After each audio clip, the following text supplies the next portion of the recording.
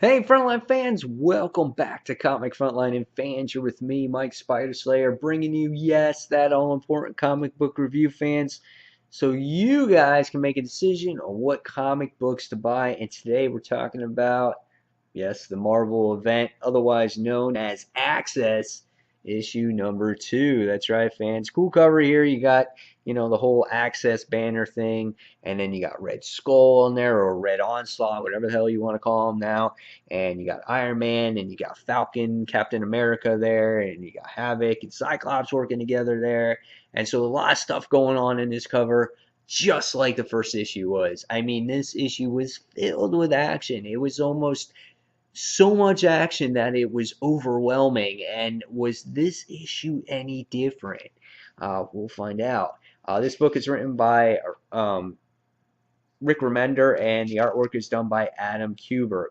Artwork is beautiful, guys. I mean, this is just top-notch art. Really enjoy looking at this book while reading it. It's one of its strengths in this series. I really like everything here. As busy as it is, I think Kubert does a very well job in doing this artwork here. Captures pretty good facial expression there with Magneto on how serious that he is. And when you get this 2-page spreads or 1-page spreads in this particular series, so far they're done really well. And I'm trying to see if I can find one.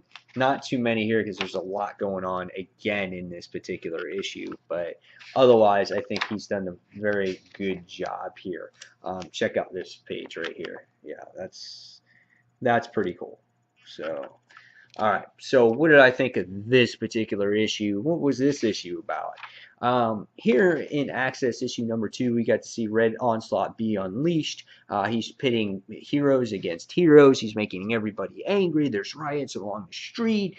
They try stopping him, and at the end of the last issue, we wind up seeing that somehow Red Onslaught's come up with this list of this deep and dark thing that he's created these Sentinels that he got from Tony Stark, and it was to go against the competition.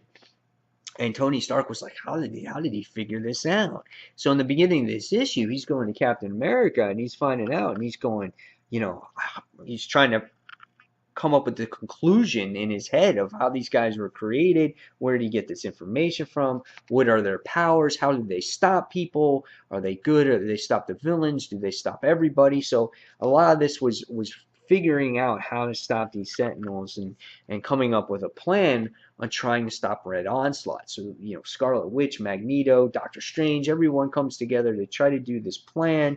Rogue tries to go and goes right through Red Skull's face, and all of a sudden you wind up seeing that they wind up getting captured, and boom, the plan was just destroyed.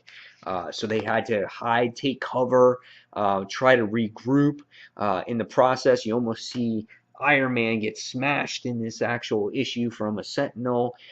He's looking for Magneto for help, which I thought was a great part in the issue. And Magneto just dusts himself off and kind of takes off. And Iron Man's like, you asshole, So it was pretty funny. So in the issue, you wind up seeing the heroes recover, come up with another plan to see what they can do to try to stop Red Onslaught in the issue. You get to see Havoc and Cyclops work together, brothers. Once again, you get to see the team up of Inhumans, Avengers, and X-Men here try to come together for the better, greater good.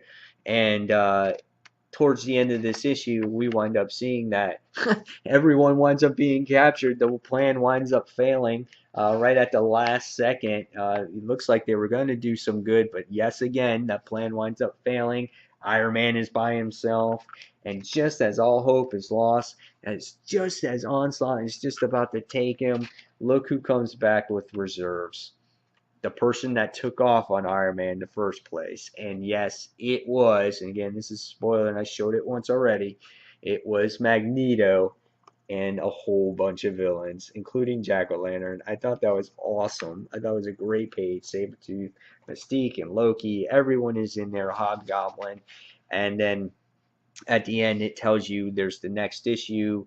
what tie-ins you can follow, and I'm not really following any of the tie-ins except for Access Hobgoblin and Access Carnage #1, just because they're Spider-Man characters, and I want to find out what their story is about. Because to see Carnage in here in this type of book, I'm just like, how the hell does he have to do with anything in here? So yeah, so that was the story of Access. Now, what did I think of Access issue #2? I thought it was kind of the same. You know, our heroes wind up coming up with a plan. They wind up succeeding, and then they wind up failing. And then we're going to wind up regrouping now with a whole bunch of villains and seeing if they can stop this red onslaught. So there's not much real in-depth story here. It's just a matter of our heroes coming together for the greater good. And it's something that Professor Charles Xavier would have loved to see. Inhumans, Avengers, and X-Men working together to help save mankind. That was really the point that they made here.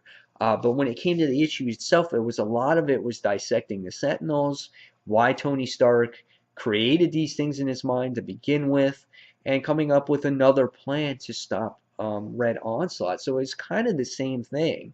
So based off of that, I'm going to downgrade it from the last issue. The last issue I gave it a 4. This one I'm going to give it a 3.5 out of 5 stars.